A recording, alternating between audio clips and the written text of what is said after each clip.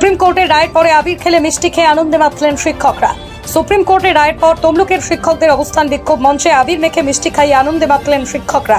হাইকোর্টের রায়ের পর তমলুকে অবস্থান বিক্ষোভ চলে দীর্ঘদিন। সুপ্রিম কোর্টের 26,000 শিক্ষকদের পুরো মামলা স্টে অর্ডার হয়ে যাওয়ার পর আনন্দে মিষ্টিমুখ করলেন শিক্ষকরা এবং আবির খেলে আনন্দে মাতেন।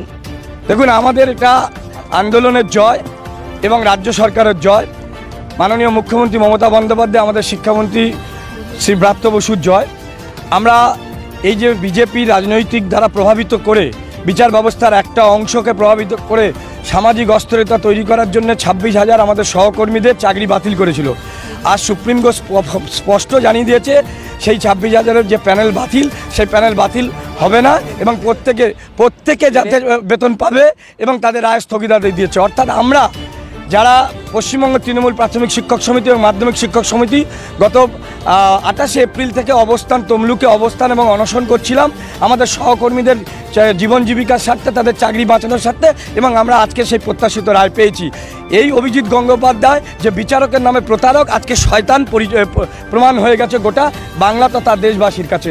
ফলে আমরা আমাদের সহকর্মীদের পাশে আছি, পাশে থাকব এবং তমলুকবাসী তথা গোটা বাংলাভাষীর মানুষের কাছে জানাতে চাইছি যে পূর্ব মেদিনীপুরের গাদ্দার শুভেন্দু অধিকারী যেভাবে বাংলাকে কলঙ্কিত করতে চাইছে, যুবক সমাজদের এবং আমাদের যোগ্য চাকরি রত সহকর্মীদের জীবন বিসর্জন দিচ্ছে, তার বিরুদ্ধে আমাদের ব্যবস্থা নিতে হবে এবং জাস্টিস গঙ্গোপাধ্যায় যে ভগবান রূপী শয়তান আজকে প্রমাণ হলো, তার বিরুদ্ধেও আমরা ব্যবস্থা নেব। সুপ্রিম কোর্ট জানিয়েছে যে প্রায় 8,000-এর মতন ভুয়ো শিক্ষক হয়েছে, তার পুরোটাই এসএসসি সুপ্রিম কোর্টে জানিয়েছে। এই বিষয়ে কী বলবেন?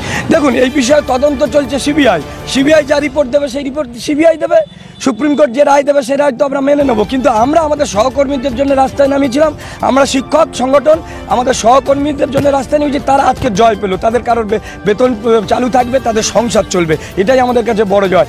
এবং মমতা বন্দ্যোপাধ্যায় প্রথম দিন থেকে বলেছে, ও আমাদের সেনাপতি অভিষেক বন্দ্যোপাধ্যায় বলেছে, আমাদের শিক্ষামন্ত্রী ব্রাত্য বসু বলেছে যে কারোর চাকরি যাবে না।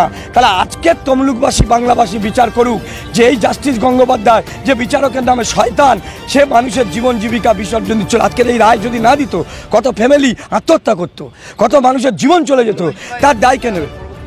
পরবর্তী শুনানি হবে নিশ্চিতভাবে, সেটা পরবর্তী শুনানি সুপ্রিম কোর্ট যা দেবে, কিন্তু আপাতত আমাদের সহকর্মীদের জীবন বেঁচে গেল। ফলে এই জয় বাংলার মানুষের জয়, গণতন্ত্রের জয়।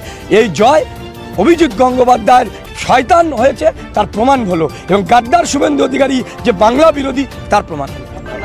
মহিদুল ইসলাম, পশ্চিমবঙ্গ তৃণমূল প্রাথমিক শিক্ষক সমিতির রাজ্য সভাপতি।